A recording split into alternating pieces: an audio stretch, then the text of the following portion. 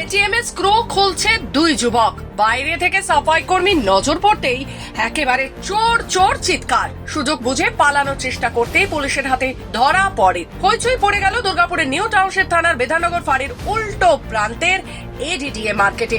জানা গেছে new township থানার বিধাননগর ফাঁড়ির উল্টো দিকে এডিডিএ মার্কেটের একটি বেসরকারি ব্যাংকের এটিএম রয়েছে। বৃহস্পতিবার বেলা 11টা নাগাদ সেই এটিএম এর সামনে বাইক রাখে দুই যুবক এবং ভেতরে ঢোকে এটিএম এর। তখন নিরাপত্তা রক্ষী এটিএম এর বাইরে দাঁড়িয়ে, কিন্তু এটিএম মেশিনে স্ক্রু খুলছে। ওই যুবক সেই নজরে পড়ে বাইরে থেকে সাফাই কর্মী। সে চোর চোর করতেই এটিএম এর নিরাপত্তা রক্ষীর তৎপরতার সাথে তাদের তাড়া করে। ততক্ষণে পুলিশ এসেও তাদের দাওয়া করতে থাকে।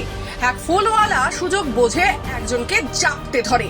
ততক্ষণে সিসি ক্যামেরা দেখে পলাতক আর একজনকে পাশের মার্কেট থেকে পাকড়াও করে পুলিশ। ওরা এটিএম লুট করছিল, দৌড়ে পালাচ্ছিল, তা ওদেরকে ধরেছি। বাস। কটার সময় ঘটনাটা ঘটে? 10:30। আচ্ছা, মানে আপনি কোথায় ছিলেন? আমার দোকান ছিল। তো দোকানে ছিল। তারপর কি হলো? তারপর সব লোকজন জড়ো হলো। তারপর আর কি আর হলো? মানে কি করে জানলে যে ওটা চোর? ওই মেসেজ সব। তারপর সিকিউরিটি গার্ড ছিল, ওই দাদা ছিল।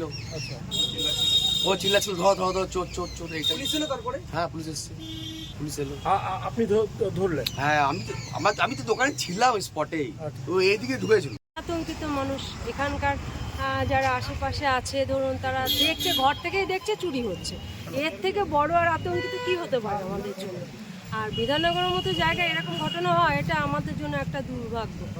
মানে এটা আর কিছুই বলার নেই যে আমাদের কোথায় আমরা গিয়ে পৌঁছাবো।